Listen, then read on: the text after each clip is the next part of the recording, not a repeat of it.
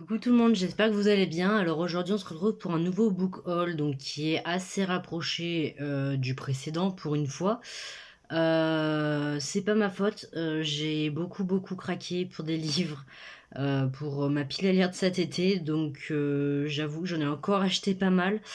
Mais je vais commencer tout de suite avec les deux que ma mère m'a acheté, ce sera plus simple et puis au moins ils seront passés, je pourrai m'attarder un peu plus sur les autres.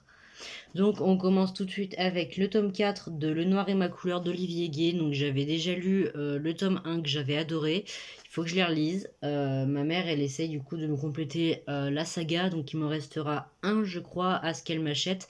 Donc qui arrivera sûrement le mois prochain. Vu qu'elle m'achète un ou deux livres par mois. Voilà, tout simplement.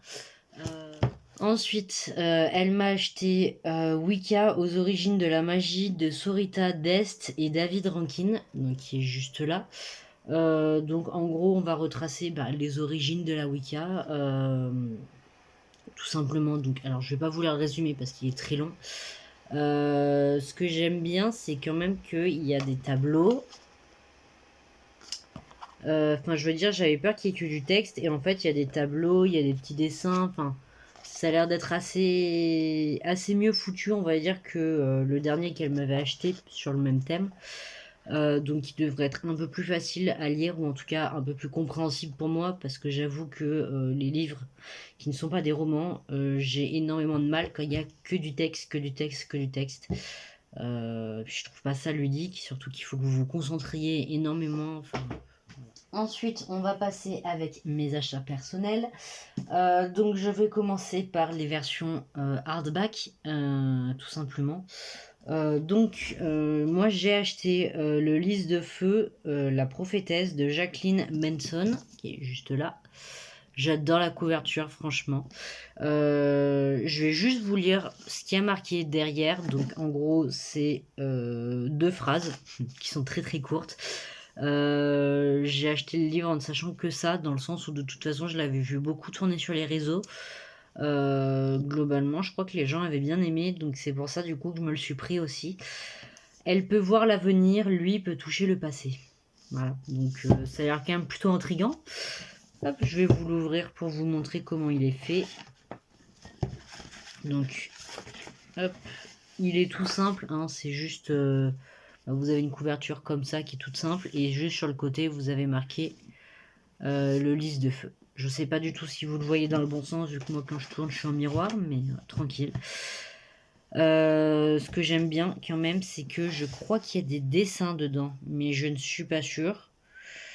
Non, je crois que je vous dis des conneries, c'est pas celui-là. En tout cas, il y en a un ici.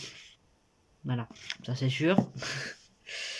C'est pour ça que je vous disais qu'il y avait des dessins. Mais ouais, non, il est assez gros en plus. Hein. Je sais pas combien de pages il fait, mais il est assez conséquent. Ah, il y a un tome 2, d'accord. Il y a marqué à suivre, c'est génial. Il y en a 542.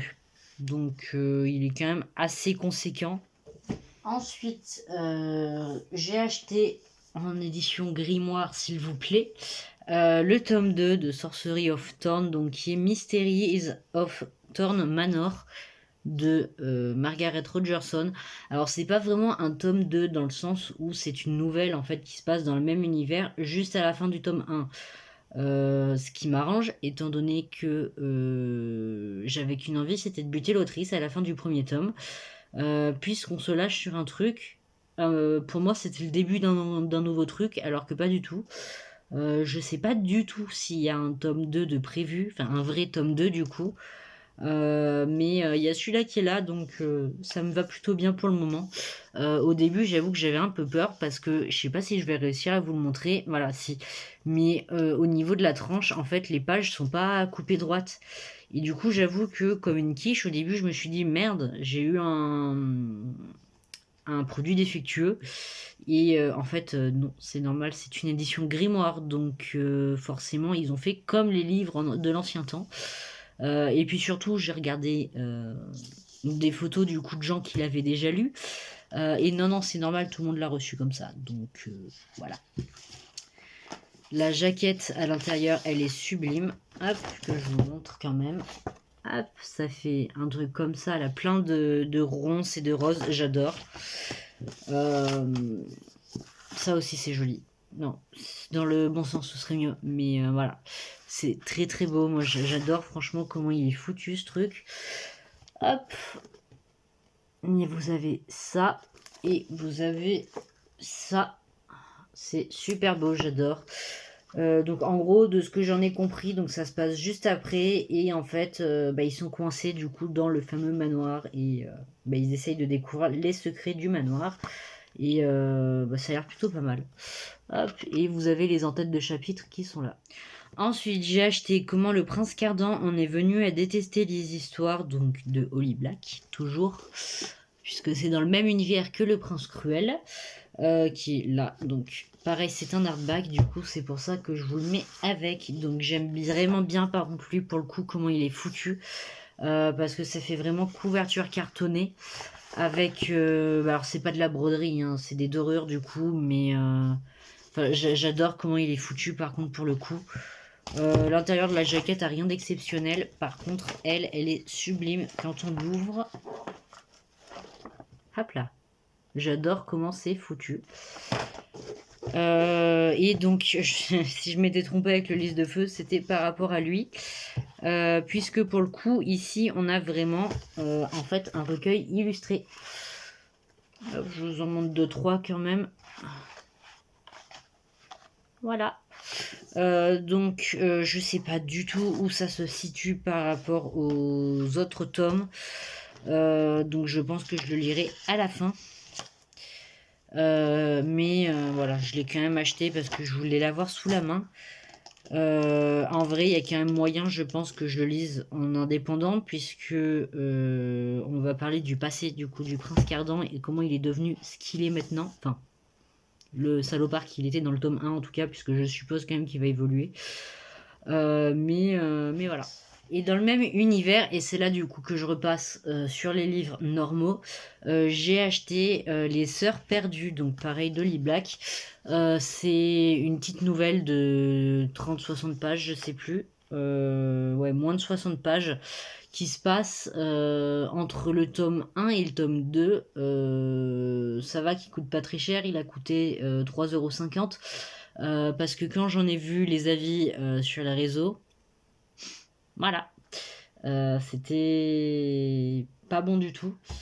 Ensuite, ça faisait un moment que je voulais me le prendre. J'ai acheté Inheritance Games de Jennifer Lynn Barnes. Je vais y arriver.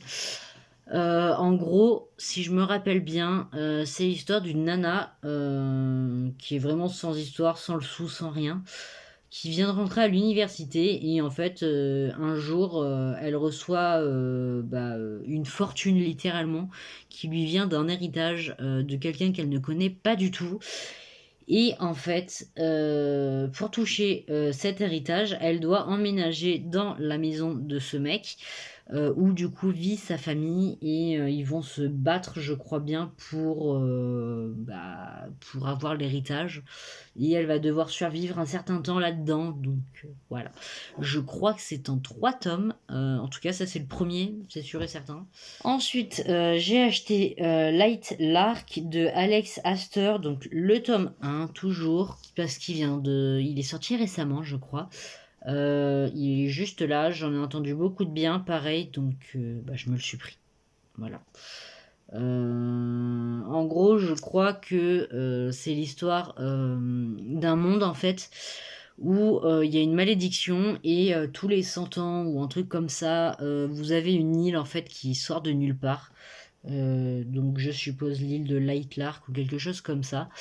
Et en fait, chaque royaume envoie son représentant, et ils vont devoir se battre, et un d'eux va devoir mourir, je crois, pour que les autres survivent et que la malédiction ne leur tombe pas dessus cette année, ou un truc comme ça.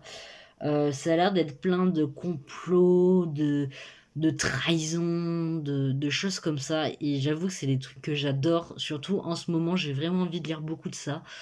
Donc voilà. C'est bizarre hein, d'aimer les histoires de trahison, mais je vous assure que dans les romans, ça donne envie. Mais non, non, dans la vraie vie, personne n'en veut. Et ce que j'aime bien, voilà, c'est les en-têtes de chapitre avec ces espèces de ronces qui font un peu tentacules. Ça reprend en fait la couverture et c'est très très joli. Ensuite, je me suis acheté le dernier livre en date donc de Nadia Coste, puisqu'il est sorti il y a très très peu de temps, qui est La Cité du Savoir. Donc j'aime beaucoup la couverture.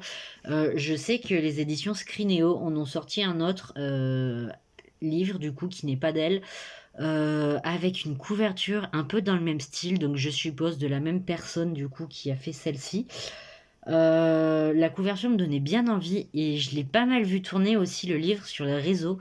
Donc je me demande si je vais pas me pencher dessus, au moins ne serait-ce que sur le résumé, peut-être pas forcément me l'acheter, mais au moins lire le résumé.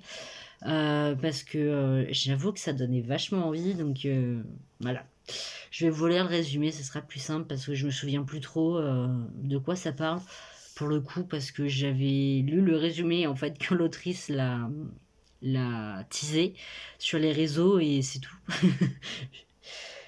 Imaginez un monde où la magie tire son pouvoir des mots. Sur l'île d'Iclion, Sophia rêve depuis toujours d'intégrer l'école de Philopolis, la cité du savoir. Là-bas, elle pourra enfin apprendre à maîtriser la magie des mots. De son côté, son meilleur ami Théo n'a jamais voulu apprendre à lire. Son grand frère fait partie de ceux qui sont revenus de la cité affectés par la dysphonia, une maladie mentale qui touche les étudiants recalés à l'examen final. Lorsque Sophia est admise à l'école, Théo embarque pour Philopolis afin de la protéger. À peine arrivé, il se joint à la guilde des voleurs qui résistent dans l'ombre à la magie des penseurs. Mais il découvre que la cité cache bien des secrets, et leur vision du monde s'en trouve ébranlée. Leur amitié résistera-t-elle aux épreuves qui les attendent? Ça donne vraiment envie, mais de ouf. C'est incroyable. Surtout, ça fait un moment que j'ai pas lu un de ces livres, donc je suis contente de retrouver sa plume. On a des en-têtes de chapitres aussi qui sont très très jolies. C'est, j'allais dire des feuilles de vigne, mais en vrai je sais. Oui, si c'est ça, je crois. C'est des feuilles de vigne. Donc, pareil, ça reprend un peu celle qu'on a ici là sur la couverture. C'est très très beau. Moi, j'aime beaucoup. Ensuite, ça fait un moment que je l'avais dans ma wishlist et donc j'ai fini par me l'acheter, même si je pense que je le lirai cet hiver, donc c'est un peu con de l'avoir pris maintenant. Mais j'ai acheté le tome 1 des Accords corrompus, donc il s'agit de Rêve de glace de Kelly Sinclair, qui est juste là. Bon, je vais me répéter, mais la couverture est super jolie. Et les en-têtes de chapitre aussi, mais alors là, vraiment, c'est du lourd. Accrochez-vous. Voilà, c'est du lourd. J'avais jamais vu de truc aussi chargé. Mais étonnamment, c'est joli. Donc voilà, c'est écrit super gros. Je vais vous lire le résumé derrière parce que pareil, ça fait super longtemps. Donc je sais plus. Je sais beaucoup de choses, ce dont je suis capable, ce que je souhaite changer, ce que je veux devenir, mais il y a une chose que je ne saurai jamais.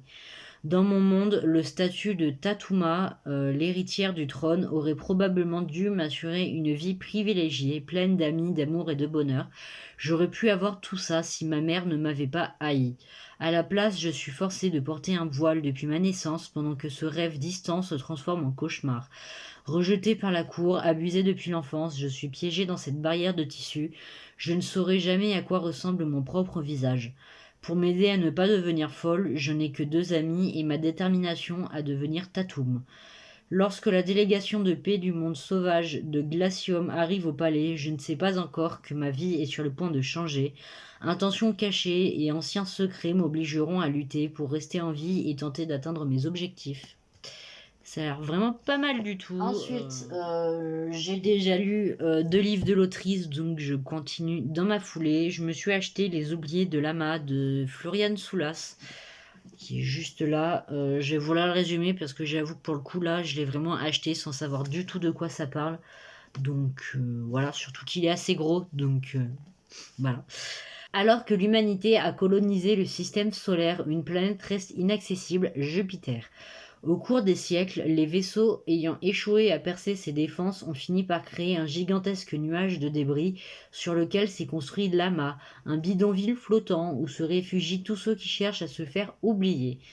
Kat, physicienne en fuite, est arrivée sur Lama pour se cacher de ses ennemis, mais surtout pour retrouver Pavel, son frère jumeau disparu sans laisser de traces. lorsqu'elle rencontre la mystérieuse Jaspe, une mécanicienne de génie qui lui propose d'intégrer les circuits de course de vaisseaux illégaux de l'amas. Kat saisit l'occasion de relancer son enquête en interrogeant ceux qui ont connu son frère. Pilote casse-cou, fasciné depuis toujours par l'exploration spatiale, Pavel est-il encore sur l'amas ou a-t-il réussi l'exploit fou d'atteindre Jupiter? Voilà. Je sais pas du tout si c'est le dernier qu'elle a écrit qui en date. En tout cas, je sais que ça m'intéressait. Là, pour le coup, ça a l'air d'être un peu plus science-fiction que les deux autres que j'ai lus du coup d'elle, donc Rouille et Les Noces de la Renarde. Rouille, on était vraiment dans un univers steampunk futuriste. Voilà. Les Noces de la Renarde, on était plus dans un univers fantasy fantastique. Et là, je pense qu'on s'attaque à de la science-fiction. En tout cas, c'est ce que le résumé me laisse penser. Je suis pas du tout habituée à ce genre, si vous me connaissez. Ou pas, d'ailleurs. J'en ai lu très très peu, sincèrement. Ensuite, j'ai acheté La maison au milieu de la mer céruléenne de T.J. Klune. Je sais pas du tout comment on dit son nom. J'en avais entendu beaucoup de bien, pareil, le résumé qu'on m'en avait fait m'avait donné vachement envie. En même temps, c'est le but des gens qui partagent leur avis, c'est de donner envie, surtout quand ils ont aimé. Ça, il sera parfait, je pense, pour l'été. Donc forcément, vous avez un spoil du contenu. Alors, je vous le dis, par contre, du coup, il n'y aura pas tous les livres que je vais vous citer dans ma pile à lire cet été, parce qu'il y en a beaucoup d'autres que j'ai envie de passer qui sont dans ma bibliothèque depuis un moment. Donc, voilà, vous saurez juste qu'il y aura celui-là. Et ensuite, le dernier livre, en tout cas sous forme de roman, puisqu'après je vais vous parler de BD, que j'ai acheté. Il s'agit de Lait et miel de Rupicor, qui est juste là. C'est de la poésie, je n'ai pas du tout l'habitude de la poésie, ça va être comique à lire, j'ai peur de ne rien comprendre parce que j'ai énormément de mal avec les métaphores, les choses comme ça, mais en vrai il y a quand même moyen que je comprenne quelque chose et que j'aime bien parce que j'ai déjà lu quelques romans sous ce format-là, je saurais pas du tout vous dire lesquels parce que ça fait des années, mais voilà. Je vais vous lire rapidement le résumé. Je vous montrerai aussi l'intérieur du livre. J'ai feuilleté, il a l'air très joli. Il y a des petits dessins, des choses comme ça. Voici le voyage d'une survie grâce à la poésie. Voici mes larmes, ma sueur et mon sang. De 21 ans, voici mon cœur dans tes mains. Voici la blessure, l'amour, la rupture, la guérison. Voilà. Il a l'air vraiment assez intéressant.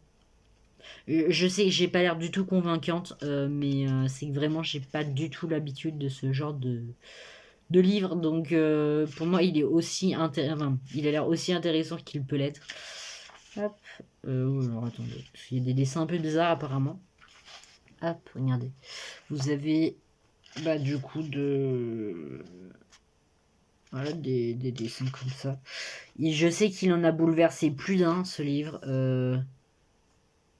C'est vrai que moi, enfin, je suis assez sceptique étant donné que je ne connais pas trop ce genre, mais je vois pas trop comment de la poésie peut bouleverser. Après, je me dis peut-être aussi qu'il y a des sujets entre guillemets graves qui sont abordés de façon très joliment dit et peut-être un peu esquivée, mais très joliment dit. Donc peut-être que c'est ça qui fait.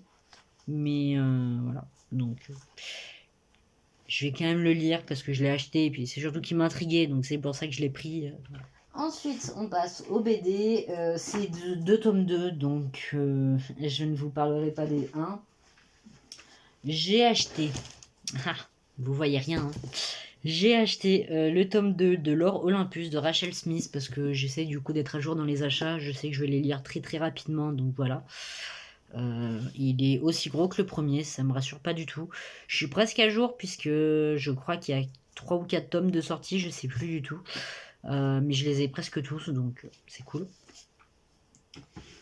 Et j'ai acheté du coup le tome 2 de Equinox, de ma petite Aurélie, illustré par Gate. Alors comme d'habitude du coup je ne dirai pas son nom de famille. Vous l'avez juste là si vous le voulez, ou alors dans les descriptions vous le verrez peut-être mieux. Je ne veux pas écorcher le nom de cette femme que je respecte beaucoup trop, puisque c'est une de mes autrices préférées, pour ne pas dire mon autrice préférée. Voilà. Donc c'est le tome 2 d'Equinox. Donc vous savez, c'est la BD avec une météorite qui est tombée sur un monde où en fait, enfin sur le soleil d'un monde où les humains peuvent se transformer en animaux tous les soirs de pleine lune. Maintenant tout est détraqué et ils sont bloqués, voire carrément ils ne contrôlent pas les métamorphoses. Donc des fois ils sont à moitié transformés, des fois ils sont humains, des fois ils sont en animaux. Et on va suivre je sais plus combien de prêtresses, 4 ou 5, je sais plus, qui sont un peu dispersées de partout. Et en fait c'est les seuls à pouvoir espérer sauver leur monde. Donc voilà. Pour ce tome 2, ça a l'air d'être très très marin. C'est cool. Moi, ce que j'aime beaucoup aussi, c'est... Alors, je vais vous montrer, en essayant du coup de ne pas me spoil au passage, c'est que vous avez du coup des espèces de fiches pour vous présenter les différentes espèces de chevaux, puisque c'est des chevaux magiques. Je crois qu'il n'y a pas que des fiches pour des chevaux, mais c'est pour dire... Alors, attendez. Voilà. Bon, vous voyez pas grand chose avec la luminosité, mais faut me croire, c'est des espèces de fiches avec la morphologie, la lueur, fréquence d'apparition, pouvoir, région géographique, pierre de naissance et personnalité. Moi, j'aime beaucoup, je trouve ça très cool du coup de voir qu'elle a vraiment créé tout un univers autour de sa BD et que ça dépasse ce qu'on lit du coup. Donc, je trouve que ça fait très RP et limite, en fait, ça donne l'impression d'être dans un jeu vidéo et de choisir sa classe, vous savez. Voilà, ça me fait vraiment marrer. Donc voilà. En tout cas, j'espère que la vidéo vous aura plu. Moi, au moment où je tourne là, j'en suis presque à 30 minutes déjà. J'espère que je réussirai quand même à la raccourcir un peu au niveau du montage. En tout cas, je me suis éclatée à la tournée. Je me fais toujours autant rire en fait à acheter des livres sans savoir de quoi ça parle vraiment. Non mais vraiment, dites-moi si je suis la seule à faire ça, mais je sais pas pourquoi, mais j'adore en fait. Enfin, il y a un espèce de goût du risque. Apparemment, j'aime bien jeter mon argent par les fenêtres, mais comme je suis un public assez facile, c'est vrai que pour l'instant, j'ai pas trop eu de soucis. Mais ne faites pas comme moi si vous le faites pas déjà, ne faites pas ça. Surtout si vous êtes assez compliqué, ne le faites pas. Concrètement, faites quand même attention à votre argent. En tout cas, j'espère que la vidéo vous aura plu. Du coup, si c'était le cas, comme d'habitude, vous pouvez mettre un petit commentaire, un pouce bleu et vous abonner. Et moi, sur ce, je vous retrouve la semaine prochaine, sûrement pour un point lecture. Salut tout le monde.